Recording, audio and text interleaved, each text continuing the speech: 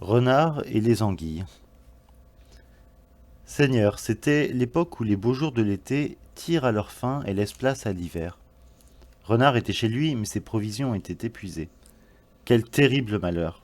Il n'avait rien à donner, rien à dépenser, ni rien non plus pour reprendre des forces. Contraint et forcé, il prit la route. Avec 1000 précautions pour ne pas être vu, il traversa un marais couvert de joncs qui s'étendait entre le bois et la rivière. Il avança tant et si bien qu'il arriva sur un chemin empierré. Là, il se fit tout petit et, le cou tendu, épia de tous les côtés. Il ne savait où aller chercher sa nourriture pour calmer la faim qui le pressait. Il ne savait que décider et se rongeait les sangs. Il se coucha alors le long d'une haie où il attendit la suite des événements. Or, voici qu'arrivèrent, à vive allure, des marchands avec un chargement de poissons en provenance de la mer. Ils avaient du hareng frais à profusion, car la bise n'avait cessé de souffler de toute la semaine. Ils avaient aussi d'autres variétés de bons poissons, en grande quantité, des gros et des petits, dont leur panier était plein à ras-bord, des lamproies et des anguilles qu'ils avaient achetées dans les fermes. La charrette était lourdement chargée, et Renard, le trompeur universel, se trouvait à une bonne portée d'arc.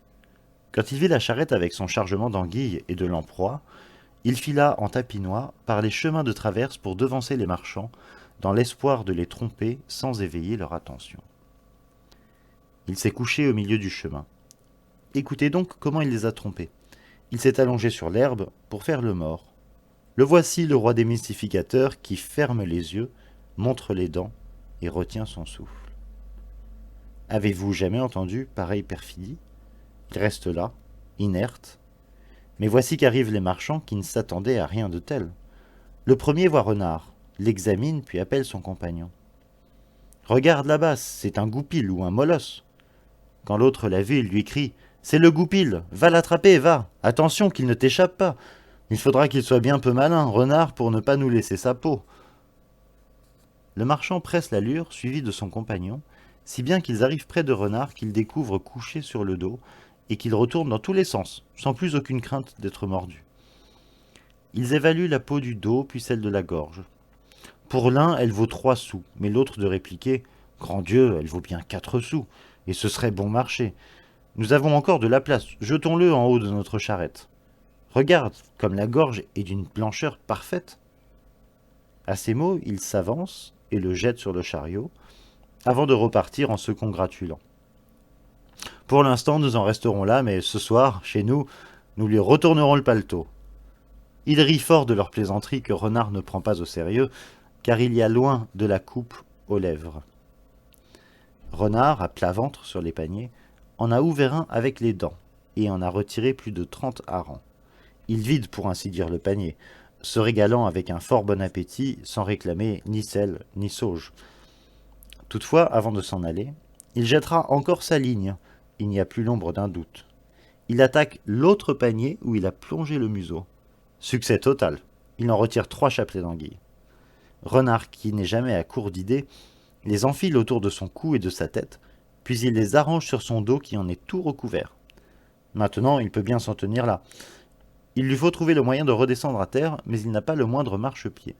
Aussi se met-il à genoux pour examiner avec attention comment sauter sans danger. Ensuite, il s'avance un peu et s'élance.